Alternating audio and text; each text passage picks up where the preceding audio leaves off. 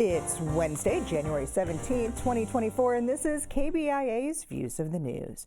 Our weekly roundtable on media behaviors comes to you from the studio in the Reynolds Journalism Institute. I'm Amy Simons, and here with me are my colleagues, Kiely and Earnest Perry. On our program this week, the official start to the 2024 election season, the Iowa caucuses. We'll talk about the coverage from Monday night. Hearings this week in Jefferson City as lawmakers examine changes yet again to the Missouri Sunshine Law.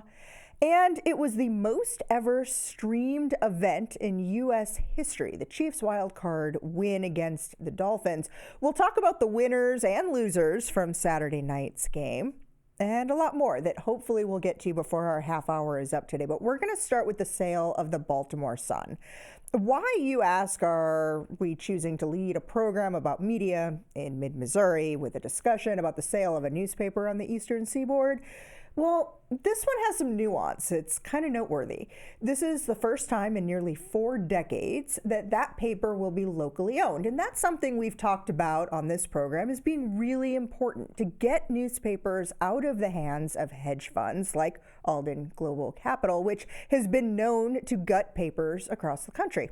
And the buyer is a guy by the name of David D. Smith. Here's where it gets interesting. Smith is the chairman of Sinclair Incorporated. Yes, that Sinclair, the television ownership group that we've talked about oh so many times for its ties to the Trump administration, its must-run commentaries, and so on. So where do you, Earnest, fall on this one? Is this purchase good for the Baltimore Sun and for some of the other regional papers in that area, or not so much? Well, I mean, when you look at the reasons that have been given by Smith and others for the purchase, it does seem like a good thing. He's from Baltimore. Sinclair and the Sinclair station started with the station that was purchased by him about four decades ago in Baltimore. So. He says that he wanted to basically purchase the Sun and these other papers in order to bring in more local control and have more local news in the newspaper. And it's sort of a way for him to basically say, hey, I'm giving back to the community that I know, the community that I've grown up in, and this is the way I want to do it. So unlike some other attempts to bring local ownership to the Baltimore Sun as recently as 2-3 years ago, this offer was accepted in large part because it was fully funded. He was paying for it himself. Apart from his role in Sinclair, where or how do we kind of see that separation shaping up here?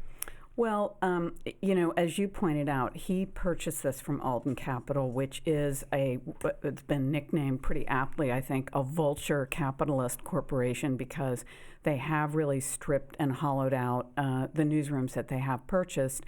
So as Earnest said, this could be a hopeful sign.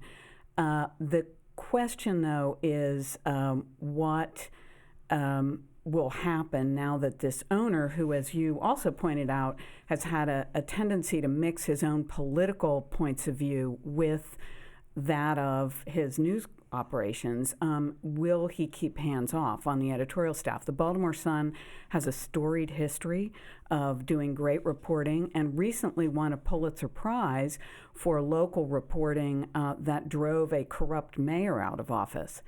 The problem is that the new owner didn't seem to recognize that fact. In his first meeting with the staff, he said they haven't been covering local news enough and made it really clear he has not been reading the paper. So I think the question is, how is he going to proceed? He really demoralized the staff in that first meeting.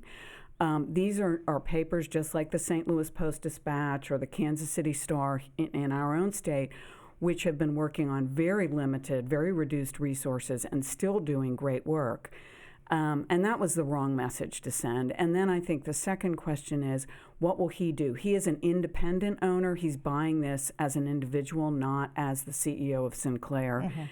And now, how will he go forward as an owner? Is it, if he operates the way Sinclair has operated, it could be problematic because you don't want politics to be mixed up in the newspaper's editorial agenda. And, and the other thing is exactly, you don't want the politics mixed up in it. But then if you look at Sinclair, they operate on the margins as well. Mm-hmm. So, the fact that Alden came in, they pretty much gutted the Baltimore Sun the way they've done every other operation that they purchased.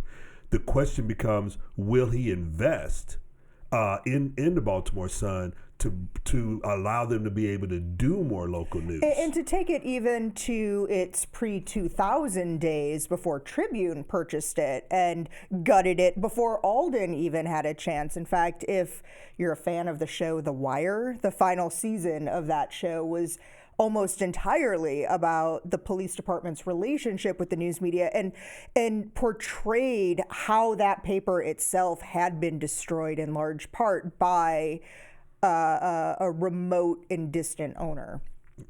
So there's also news out west at another former Tribune Company newspaper that was bought up by a local billionaire. Kevin Merida stepped down from his position as executive editor at the Los Angeles Times on Friday, applauded by hundreds of staffers as he departed the building. Now, the official company line here is that the split was a mutual decision that was agreed to by both Kevin Merida and the paper's owner. But insiders say that this wasn't much of a surprise, that there hadn't been a strong relationship between the two, and that since November, it had broken down even further to a point where it was almost a stalemate. Yeah, and I've known Kevin Merida for over 40 years, yeah. And we go all the way back to my days in journalism in Texas, and it's almost like you could sort of see this coming. When you had this new owner who came in and wanted to have influence within the newsroom and what the newsroom was doing, and that's just not the way that Kevin operates. He truly believes in the separation of the business side from the news side, and that ownership shouldn't have the kind of influence that the new owner wanted to have, and so they kind of butted heads from pretty much from the beginning, and I think it is just sort of escalated from that point. And Kevin said, "Hey, I'm not going to do this," but he's had a history of this. He had the same issue when he was working at the put together the Undefeated with ESPN, and then ESPN came in and some executives there said, "Hey, we want to do this, we want to do that," and Kevin's like, "Whoa, wait a minute, that's not the agreement that we had when we started this," and thus he moved out of the Undefeated. So this is not new when you talk about Kevin Merida and the way in which he operates as a journalist and as a journalism executive. Go ahead, Kathy. Full disclosure, I too go way back with Kevin Merida because we were members of the Texas Press Corps together in Washington, and I think it's a remarkable testament to his being a reporter's editor, which is what you've just described, Earnest, that he did get a standing ovation as he left. He handled this in a really classy way, I think. But I think the larger story here, we have talked and applauded the elevation of Kevin and other people who aren't white males to various positions of power in newsrooms. But let's face it, this opportunity is coming for all of these people because things in the news business aren't so good. And Kevin had to preside over a round of layoffs that I know, he said it himself, had to be excruciatingly painful. And the fact that he's out there fighting is great, but I think we really have to ask ourselves, what are people inheriting here? And it's a big mess. And I think he did the best he could, but did the right thing, wasn't going to knuckle under to cuts that he thought were going to be damaging to the newsroom. In addition to cuts, there's a story on our Links blog and a series of stories that are coming out as you talk about the reporter's editor, that some of the disagreements that were coming, and this is all coming from anonymous sources within the newsroom, were also the result of meddling on the part of the ownership, that Kevin had made a decision to force recusal on the 20 or so staffers who had signed an open letter joining close to 1,500 journalists that was condemning Israel and requesting certain language be used in coverage, that the owner had been meddling on some stories as it related to science and health reporting, citing his background in science and medicine, and that it was also as much about not letting the journalists do the journalism. Yeah, no, absolutely, and again, like I said, that's something that Kevin felt really strongly about. I mean, he is a journalist. He's like, hey, look, we need to have some sort of dividing line between, what the owner believes should happen and what journalists should be doing. In other words, we need to be able to say, hey, we are presenting the facts as they're happening, without any kind of partisanship or opinion or that sort of thing, and we leave the opinion page to the opinion page. Well, and one of the quotes that was in the stories you can find on our links blog was saying that, we can start by applauding the big billionaires who are coming in to save local news. We're talking about what could be happening in Baltimore. We talk about this here with the Los Angeles Times. We talked about it with Jeff Bezos and the Washington Post. And what that insider was saying is that when you have a Jeff Bezos who buys the Washington Post, he's made it really clear his attitude is to learn and let the journalists do the journalism, and that the people in the newsroom weren't experiencing or seeing or witnessing that same interest in learning, as opposed to having a position they wanted covered. Yeah, it's like you don't want the owner of the team to also try to be the coach. Right? It's the same thing here. Let the professionals do their job. Publishers have a role to play. Well, and the LA Times does not have a publisher. Right. Well, that's another one of the challenges here as well. It's like the owner trying to be the general manager. Right. No, absolutely. And I mean, I think it does go back to one of the points that you were making about this is a mess. I mean, what's happening with traditional journalism right now? I mean, we've talked about the disruption. I think it's gone way past disruption at this point to what kind of environment, what kind of ecosystem, both on the business side as well as on the news producing side, are we going to have? And right now you have these these owners who are coming in, be they Alden or be they individuals like Smith, come in and buy. At some point they're going to go like, wait a minute, I can't continue to put money into this and dump money into this and not see some return on investments. And when that happens, or that doesn't happen, you start to see the layoffs. You start to see the pulling back. I mean, we've seen Jeff Bezos did the same thing with the Washington Post. It was happening with the LA Times. You could almost see it happening in Baltimore, even though you have someone who just basically purchased this for over $600 million. And so what's happening there, and I think we're still going through that disruptive part of people are getting their news from very different places, and we haven't, as a traditional journalism entities, been able to connect with those in a way that can also generate enough revenue to operate our. Well, I think you can connect. You just have to not expect 20% profit margin. I mean, that's the real problem. And that's been over for a long time. Exactly. And if you're going in with that expectation, you might as well not go in. But if you're going in because you want to be a part of your community and you want to contribute to your community and you want to be a community leader, go for it. But let the professionals, let the journalists be journalists, and you be the owner. Okay. Let's take a look at something going on a little bit closer to home, where members of the Missouri House of Representatives held a hearing in Jefferson City yesterday to discuss House Bill 1720. Now, Kathy, there's an effort just about every legislative session to attempt to weaken the state sunshine law, and this attempt itself has weakened quite recently. What are they trying to do this time? Well, there's been some great reporting on this by some of our alums, too. Shout out to Joe McLean, who is the Gray Company's bureau chief, reporting statewide. Yes, he did a great story, and the St. Louis Post-Dispatch also had a story. The sponsor of this bill, which was a quite lengthy piece of legislation that would have had numerous exemptions from the Sunshine Law, has ratcheted it back considerably. The only exemption that is now left, the biggest eyebrow raiser in the original bill would have exempted all of the state legislature's communications from sunshine, and that is something that the residents of Missouri voted against. They voted to make those sunshineable, those communications, in 2018, I believe. So the legislature was trying to undo that and has consistently tried to undo it. The Representative Faulkner, who was the sponsor of this, pulled that back, but there is a remaining exemption that would exempt names of minor children who participate in publicly sponsored events. Okay.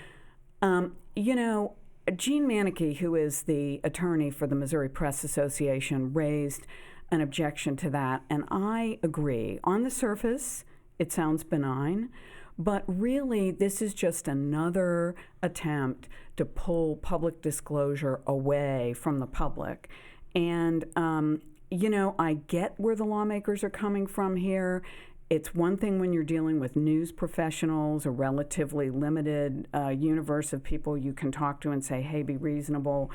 Now that everybody's a publisher, it's a little bit different.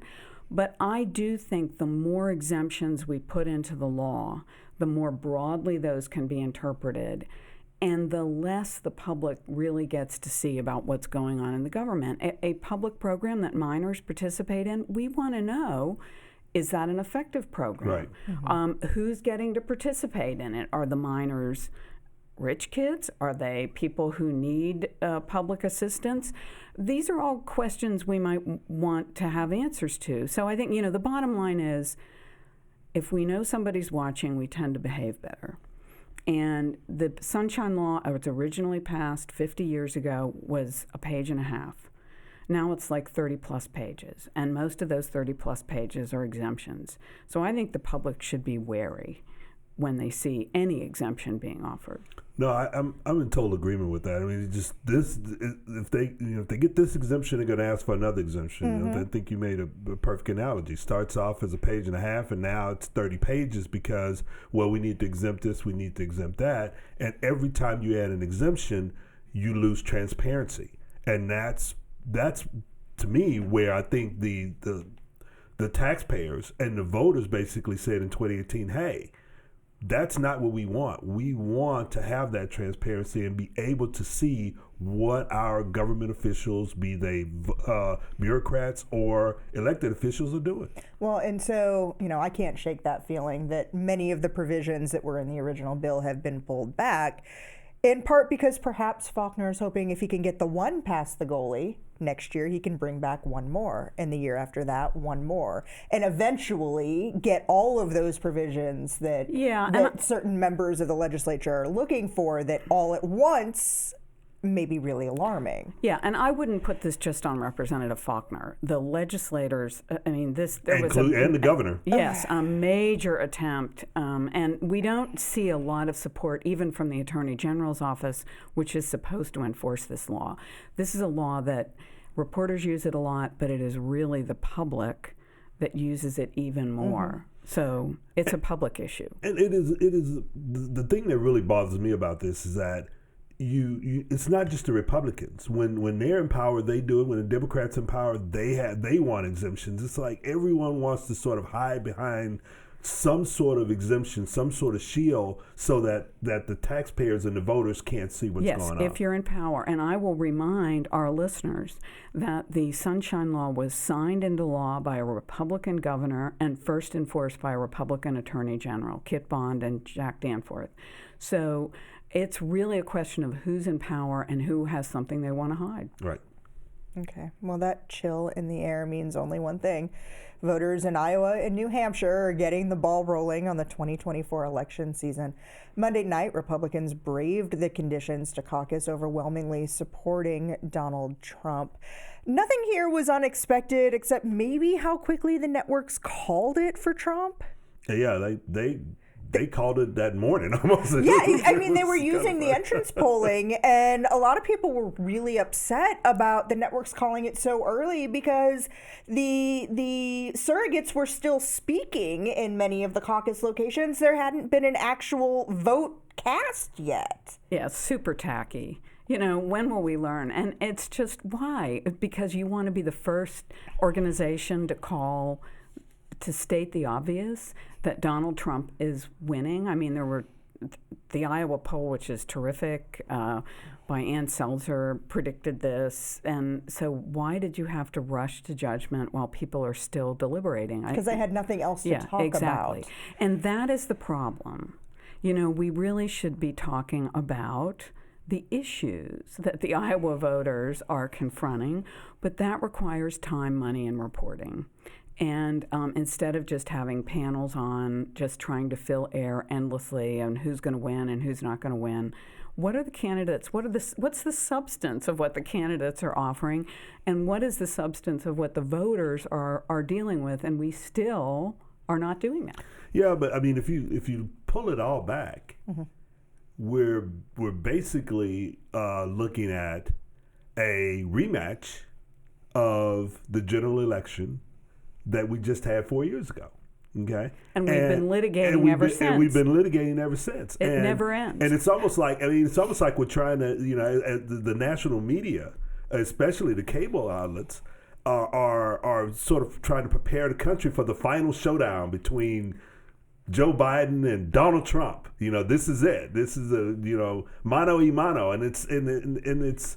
I think by the time we get there, the public is going to be like, enough. Just. I think sort the of public's tired. kind of sort of there already. Yeah. Right. Because they are hearing and seeing everything as they had in a very polarized environment. Some of that same entrance polling that was used to so quickly determine or lead the networks to call it, people were saying in very high numbers that that Trump had won the election, that it was a lot of the election deniers, and very high rates of people who were saying that even if he's convicted, that he's still fit for office. And then you're going to also find those in that mano-a-mano showdown again, who are equally as far encamped on the left. Yeah. But, and here's the thing. Yeah. Joe Biden and Donald Trump are not inherently interesting anymore. I mean, we know who these people are. Right. So why don't we, I am less interested in Donald Trump and Joe Biden than the people who are voting for Donald Trump. Why would you want to vote for someone who, I don't know, I wouldn't want him babysitting my kid. And why would you want to vote for someone who has all this legal baggage and who is kind of it is so problematic in so many ways. The story to me is not what has Donald Trump said or tweeted or whatever today. The story is, why are there people who want to vote for him? What's their story, right? And I think that would be far more revealing than any of this, studio wrestling. But, I think you can take it further. Why don't we do stories on what are people really concerned about? Amen. I mean, if you look at all the economic indicators, this country has fared pretty well coming out of the pandemic. But you wouldn't. You'd never know you'd it. never know that. Those are the stories that I think we need that the news media needs to be out there talking about. It's like not who's going to vote for whom, but looking at it in terms of, what are my concerns? Am I doing okay economically? I know what the economic indicators say, but here's the issues that I'm concerned about. Those stories are, I think that they're being done, but they are so removed they're from not the being everyday. shown on prime time Right, every exactly. night. They are not, and that I think you've just nailed it. I think that would be actually helpful to the candidates. Yes. if they were concerned about that. Exactly. Well, okay. Saturday night, the Kansas City Chiefs fans played a part in NFL and internet history, counting themselves among the 23 million viewers to watch the AFC Wild Card game streaming on Peacock, signaling the first time an NFL playoff game was only available on a premium subscription streaming site. NBC said in a release that the game was the most ever watched live stream event and was responsible for 30% of all internet use in the U.S. Saturday night, the single most ever amount of bandwidth sucked up on a single date. It's a touchdown for the NFL and Peacock, but not so much for fans. No. And I understand that they're glowing and they say, hey, this is a success. Well, you have to attribute it to, number one, there was nothing else to watch. Number two, it was cold everywhere in the entire country. And people are like, hey, I'm stuck at home. I'm going to go ahead and sign up for this. The question becomes, what happens at the end of the month when the $5.99 comes due? I can tell you right now what happens at the end of the month when the $5.99 comes due.